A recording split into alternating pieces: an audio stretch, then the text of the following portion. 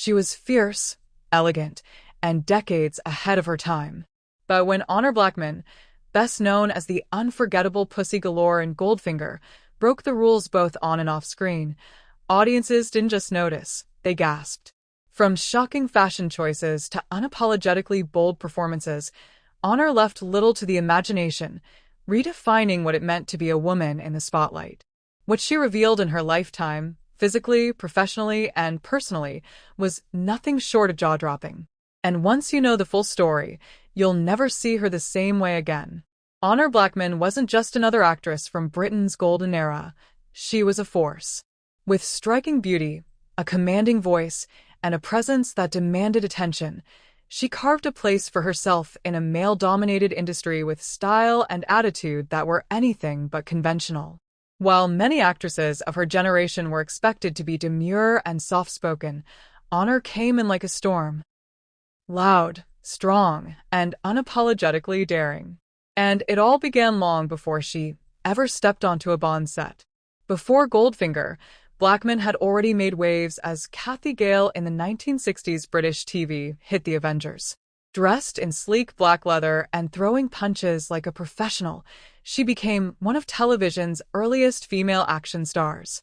Audiences were stunned, not only by her physical prowess, but also by how confident and empowered she was. She wasn't a sidekick. She wasn't eye candy.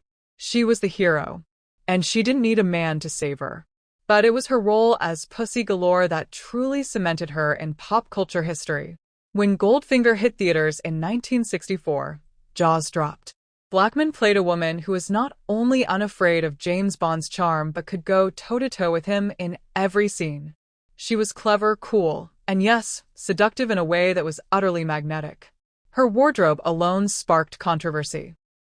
She wore outfits that clung to her like a second skin, leaving little to the imagination. But it wasn't just about showing skin, it was about showing power. And Honor wasn't just bold on screen. Off camera, she was equally unapologetic.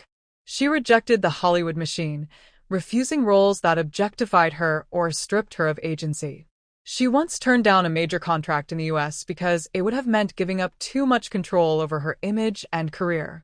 She spoke openly about politics, aging, and feminism, long before it was common for actresses to do so. In fact, she was known for proudly refusing to dye her hair as she got older, embracing her age in an industry obsessed with youth.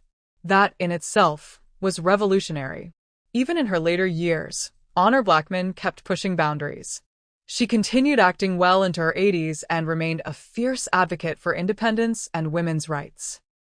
While other stars faded into quiet retirement, Honor remained outspoken and bold, never afraid to challenge outdated norms or call out double standards. She left the world in 2020 at the age of 94, but her legacy of fearless expression and elegance endures. Honor Blackman didn't just play powerful women. She was one.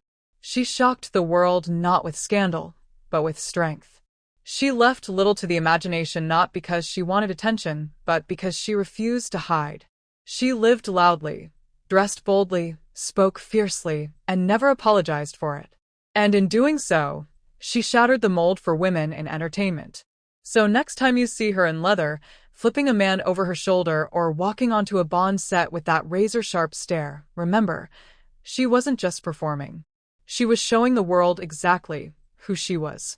And for a generation of women who had never seen anything like her before, that was truly something to gasp at.